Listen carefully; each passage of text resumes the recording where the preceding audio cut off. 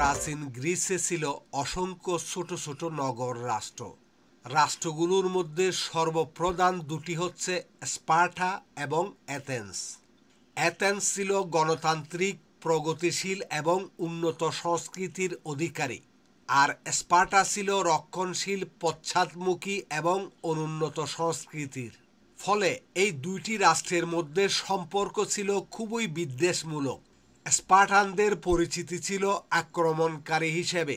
স্থানীয় অধিবাসীদের চূড়ান্তভাবে পরাস্ত করতে তাদের কয়েকশো বছর যুদ্ধ করতে হয়েছিল। ততদিনে সাময়িক অভ্যাস তাদের মজ্জাগত হয়ে উঠেছিল।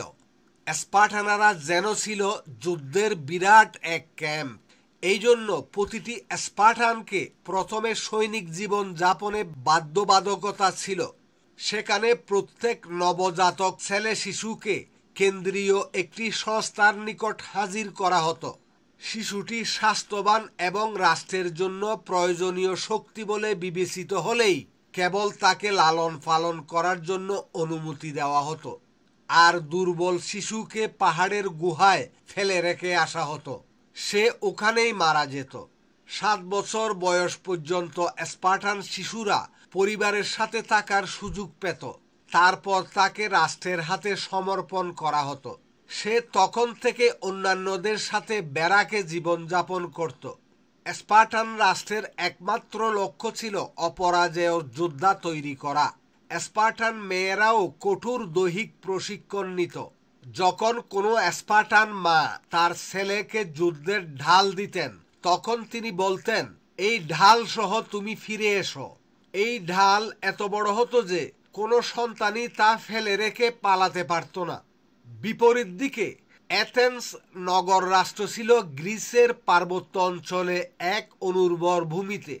ফলে সেখানে কোনো যুদ্ধ বা শাসক গোষ্ঠীর উদয় ঘটেনি। অ্যাথেন্সের নাগরিক সমাজ ছিল 4 ভাগে বিভক্ত।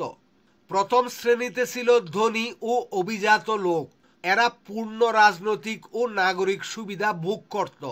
দ্বিতীয় শ্রেণীতে ছিল কৃষক, বণিক, নাবিক, কারিগর ও ব্যবসায়ী মানুষজন। এদের নাগরিক অধিকার ছিল, কিন্তু রাজনৈতিক অধিকার ছিল না।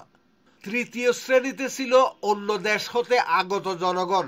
এদের কোনো রাজনৈতিক এবং নাগরিক অধিকার ছিল না। এরা সাধারণত শিল্প উৎপাদন কাজে নিয়োজিত থাকত। চতুর্থ শ্রেণীতে ছিল দাস। অ্যাথেন্সে বহু সংখ্যক দাস ছিল, যারা জলপাই এবং আখগুড়ের বাগান করত।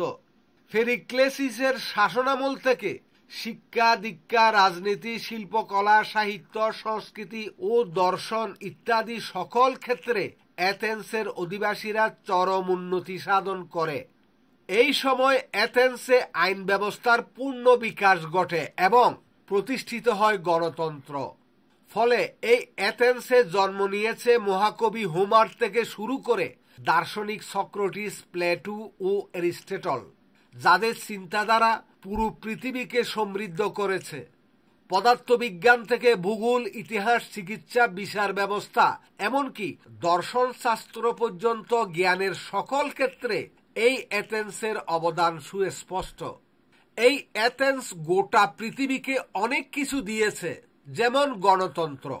আজকে এই গণতন্ত্রের ভিত্তিতে আমরা রাষ্ট্র পরিচালনা করছি।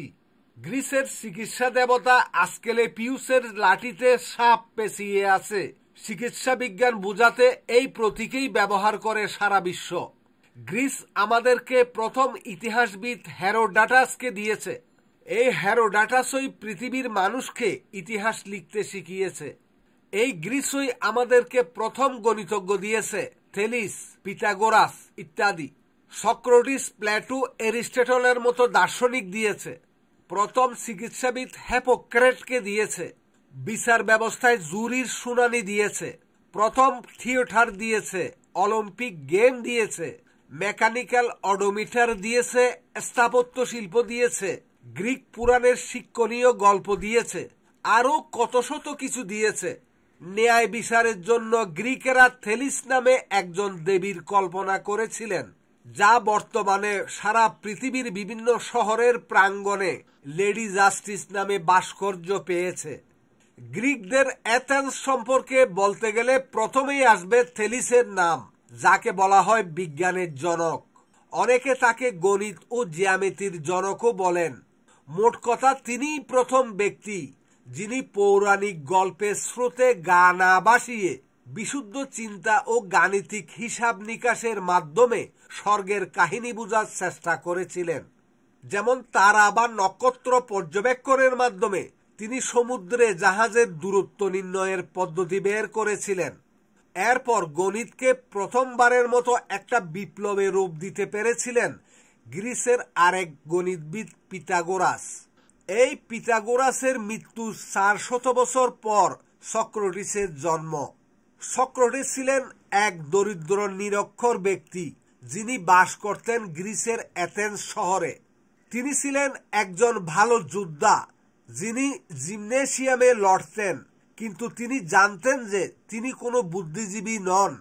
তিনি গ্রিসের সর্বশ্রেষ্ঠ জ্ঞানী ব্যক্তির কাছ থেকে শিক্ষা লাভ করতে চেয়েছিলেন বলেই গ্রিকদের মধ্যে সর্বশ্রেষ্ঠ জ্ঞানী খেয়ে তা খুঁজতে গিয়ে স্থানীয় আগোরা বা বাজারে গিয়ে মানুষের সাথে কথাবার্তা বলতেন এবং বিভিন্ন প্রশ্ন করতেন। সক্রেটিসের এই ধারালো প্রশ্নমালার উত্তর খুঁজতে অনেক জনসমাবেশ হতে থাকলো। অনেক তরুণেরা সক্রেটিসের অনুসারী হয়ে প্রকাশ্য দেবদেবীর অস্তিত্ব নিয়ে প্রশ্ন করতে লাগলো। সক্রেটিস তখন যেদিকেই যেতেন যেন হেমিলিয়নের বাঁশিওয়ালা, তার পিছনে যুবকদের সারি। শেষ পর্যন্ত অ্যাথেন্সের গুরুত্বপূর্ণ ব্যক্তিদের কাছে বিষয়টি অসহ্য ঠেকল। তারা সক্রেটিসের বিরুদ্ধে অধর্ম, দেবদেবীদের প্রশ্নবিদ্ধ করা নিয়ে তরুণদের নষ্ট করার অভিযোগ এনে তাকে বিচারের সম্মুখীন করে মৃত্যুদণ্ড দেওয়া হলো। সক্রেটিসের এই অনৈতিক মৃত্যু প্রগাঢ় প্রভাব ফেলে সক্রেটিসের ছাত্র প্লেটোর জীবনে। গ্রিসের রাজধানী অ্যাথেন্সের একাডেমুস নামক বাগানে, যেখানে গ্রিক দেবদেবীদের উদ্দেশ্যে পশু উৎসর্গ করা হতো, সেখানে ছিল বিশ্বের প্রাচীনতম শিক্ষা কেন্দ্র প্লেটোর একাডেমি। শৈশব থেকেই সক্রেটিসের সাথে প্লেটোর পরিচয় ছিল। প্লেটো হলো পৃথিবীর প্রথম পূর্ণাঙ্গ গ্রন্থকার, যার প্রায় 35টি গ্রন্থ আমাদের কাল পর্যন্ত পৌঁছেছে। প্লেটোর বিখ্যাত বই দ্য রিপাবলিক পৃথিবীর সব ভাষায় গুগলে পাওয়া যায়। এই প্লেটোর ছাত্র ছিলেন অ্যারিস্টটল। অ্যারিস্টটল কিন্তু গুরু প্লেটোর সব কথার সঙ্গে একমত হতে পারেননি। তবে অ্যারিস্টটলই প্রথম পর্যবেক্ষণ করেন এবং বুঝতে পারেন যে পৃথিবী গোলাকার। সেকালের লোকেরা আজকের আমাদের সাধারণ মানুষের মতো মনে করত পৃথিবী চ্যাপ্টা।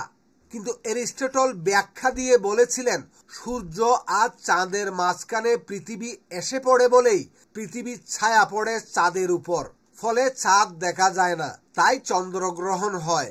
এই ছায়া সবসময় গোলাকার। পৃথিবীর আকার গোলকের মতো বলেই চন্দ্রগ্রহণের সময় চাঁদের উপর গোলাকার ছায়া পড়ে। এই অ্যারিস্টটলেরই ছাত্র ছিলেন গ্রিক বীর আলেকজান্ডার। আলেকজান্ডারের মৃত্যুর পর তার সাম্রাজ্য 3 সেনা অধ্যক্ষের মধ্যে ভাগ হয়ে যায়। সাম্রাজ্যের আফ্রিকান অংশ এবং মিশরের অধিকর্তা হন সেনা অধ্যক্ষ টলেমি। এই টলেমি বংশের রাজারাই ইতিহাসে ফারাও নামে অভিহিত। টলেমি রাজবংশের শাসনামলে প্রায় 300 বছর পর্যন্ত মিশরের আলেকজান্ডারিয়া শহর ছিল পৃথিবীর বুদ্ধিভিত্তিক রাজধানী। এখানে প্রতিষ্ঠিত হয় পৃথিবীর প্রথম গ্রন্থাগার। এই গ্রন্থাগারের বইগুলি ছিল পাপিরাস পাতায়। এই গ্রন্থাগারেই একটা অবিস্মরণীয় বই ছিল, যার লেখক আয়োনিয়ার সামোস দ্বীপের এরিস্টাকাস। এই বইতে তিনি বলেছিলেন সূর্যই মহাবিশ্বের কেন্দ্র, আর পৃথিবী সহ সকল গ্রহ তাকে কেন্দ্র করেই আবর্তন করছে। সূর্যগ্রহণ পর্যবেক্ষণের মাধ্যমেই তিনি বুঝতে পেরেছিলেন সূর্য পৃথিবী থেকে অনেক অনেক গুণ বড়। তিনি এটাও বুঝতে পেরেছিলেন যে অন্যান্য তারাগুলো আমাদের থেকে অনেক অনেক দূরে।